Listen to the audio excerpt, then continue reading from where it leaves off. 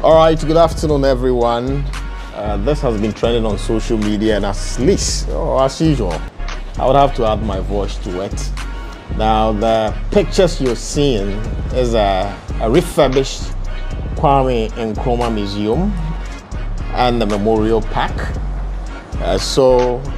Just today, we are seeing everywhere that this is spreading on social media, and that a lot of people feel excited about a move of this nature by the Ghana Tourism Agency and the government.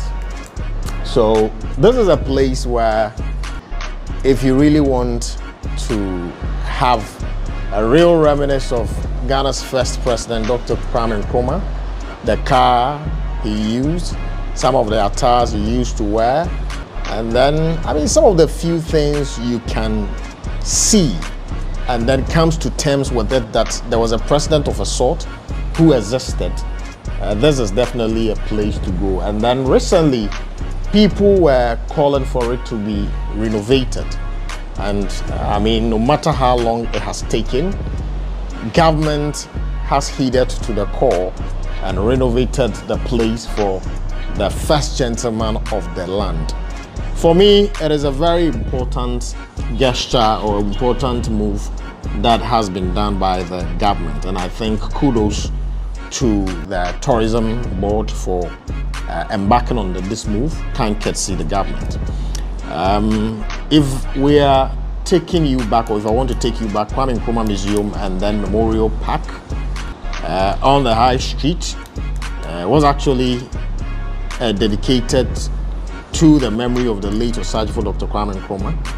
And the Memorial Park was built on a former British field where Ghana's independence was declared in 1957. The museum is a magnificent monument that is a final resting place for the first president and his wife.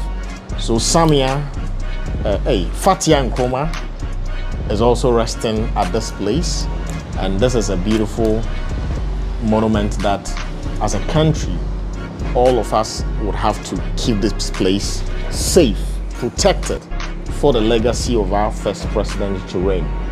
I've always been of the view that if you're a certain president, if you want to be respected, it equally depends on the respect you give to your past leaders. So whatever you do, it becomes some sort of precedent. And then based on that, that is the kind of treatment you are equally going to receive someday when you are not around. This also tells you that regardless of the political ideology and the hostility that exists between whether the Nkrumahs, the Busia and the Dankwas, there is a point where all of us would have to converge at a central point and say that we are Ghanaians. There is a common enemy, which is poverty, proper infrastructure, proper development, proper human resource, which all of us would have to fight towards. Historical antecedents, historical precedents, historical happenings, which seem to bring some level of hostility among us, doesn't necessarily help in the progress of the country. It normally divides us. So when I see things of this nature, I become so happy. When you look at this, you see the water, and then you see those who play the trumpet when the chief is around. Then I don't know if this is a frontage. This is a beautiful edifice, as you can see, and then I think it's a step in the right direction. And then these are some of the interiors you can see. People are taking pictures when it was opened. There's a place for tickets and the likes. These are a place where you can see some Gold Coast pictures, Nkrumah himself, with some dignitaries and the likes. And these are some past leaders of the Republic, as you can see. It still takes you back to it still takes you back. Still showing you pictures of the beautiful edifice that was our door today.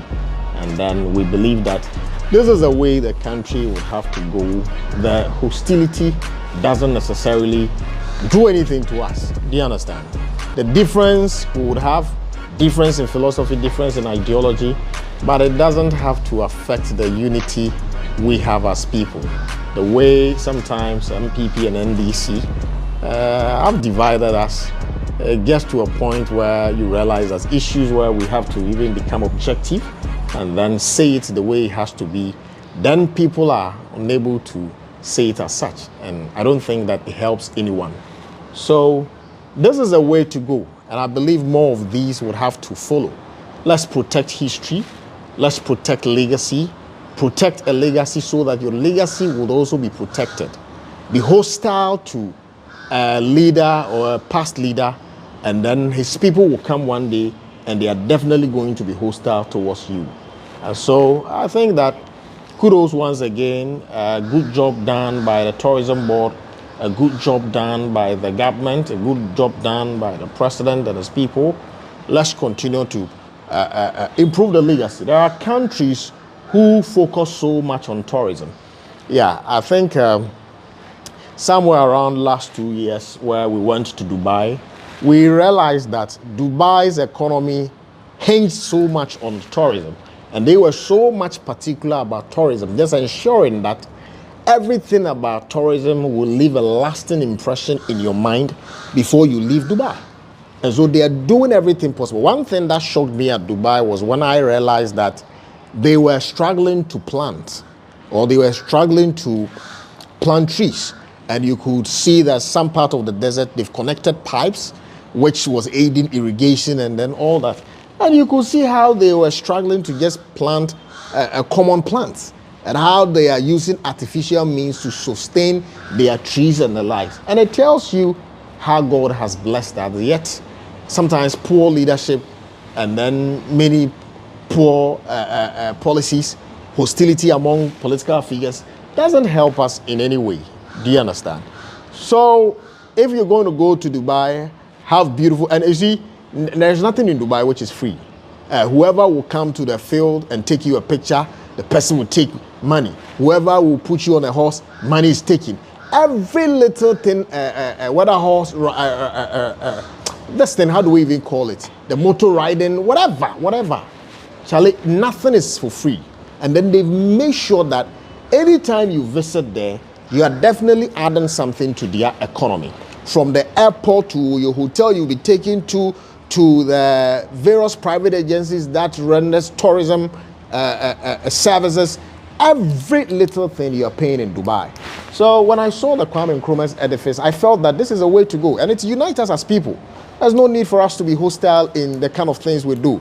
And sometimes when I see that, I become so sad, because at the end of the day, if tourism is contributing hugely to our GDP, it is a step in the right direction. If we are recording positive growth with tourism in terms of its contribution to our GDP, we know countries that are doing so. The economy is actually hinging on tourism. Do you understand? So this is a way to go. Let's also protect other monuments. Let's also try and enhance the Takrady CNC.